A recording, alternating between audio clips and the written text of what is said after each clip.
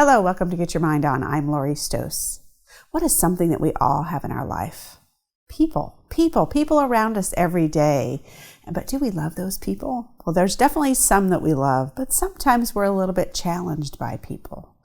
So when we think about people, what makes us frustrated maybe with people? Or sometimes what makes us excited about people? Well, there's lots of things that make up a person. Maybe it's that companionship that we need, or their mind and the intellectual thinking that they give, or just maybe that little bit of smile in our day.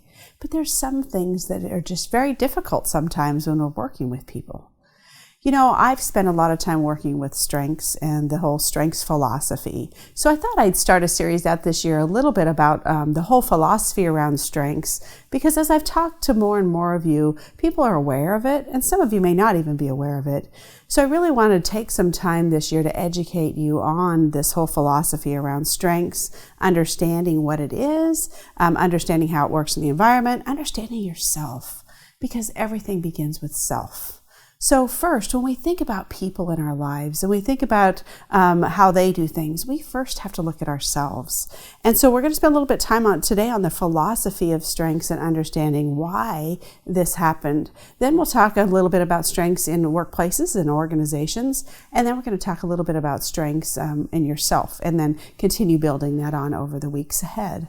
So today, just talking a little bit about this whole philosophy of psychology. I guess when we think about people, people are different, okay? We have millions and millions of people in the world, and what's so unique about everybody is we are all unique. You never find anybody the same, even when you have twins.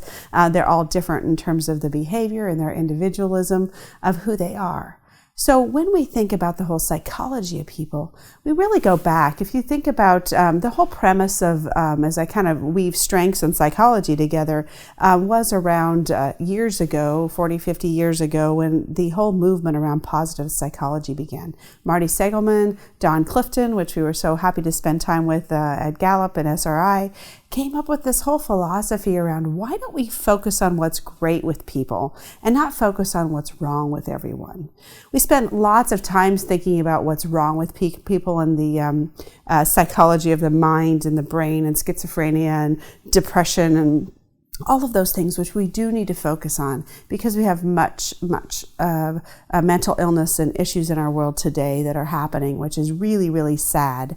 But we really need to get our arms around, yes, solving that, but really then thinking about, gosh, why don't we focus on what's right with people? Let's focus on the good in people and think about how can we create workplaces? How do we interact with people? Because we interact with so many people every day. Some of us, even with the few people we interact with, we want that relationship to be understood. I think us as human beings just want to be understood. So let's focus on what's right. Let's focus on ourselves, because the other thing is when I ask people, and I've done this many, many times, I'll give people a slip of paper at the beginning of a session that I'm facilitating or working with, and I'll say, what is your biggest fear? And so they'll write that on there. I'll put it in an envelope and I'll seal it. I won't even look at it at that point in time. But I open that up, and most of the time I will have the fear of failure or the fear of not being enough, not being good enough, not being enough for someone, not being enough for myself. And I wonder who tells us that? Who's put that in our head?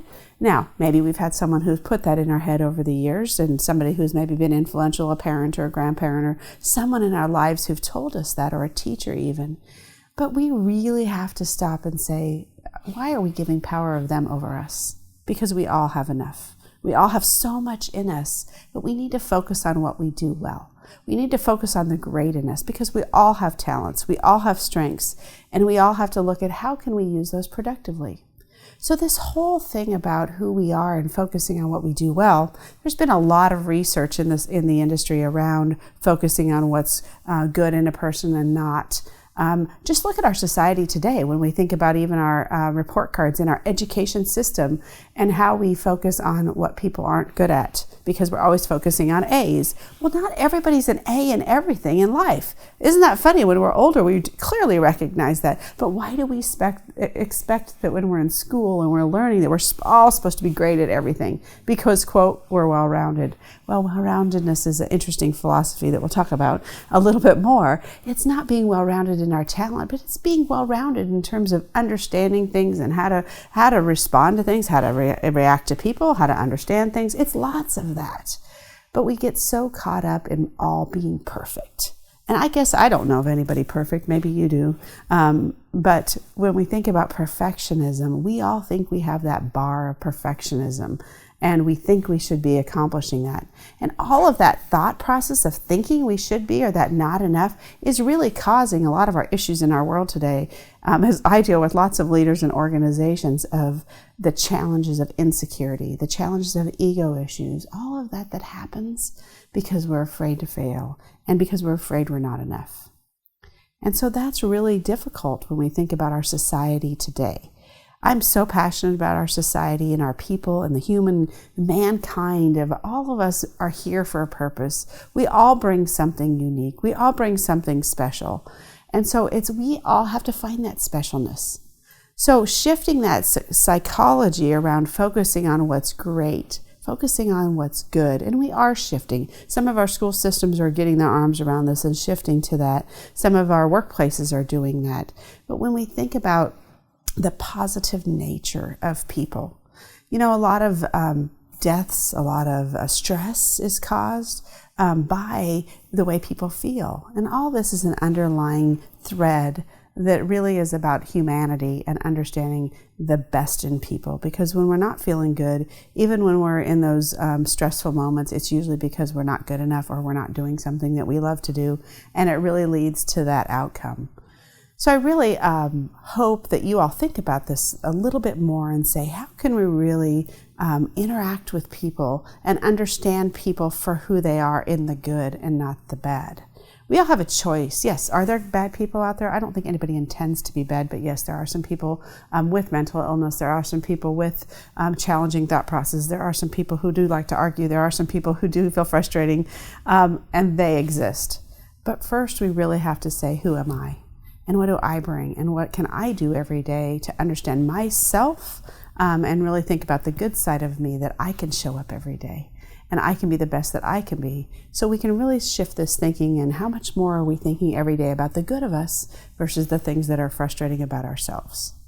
So for Positive Charge this week, I want you to first think about, what are your thoughts about spending more? Do you spend more time on what you do well versus the negative side of what you don't? 2, how many times does the thought come up in your mind about, am I good enough?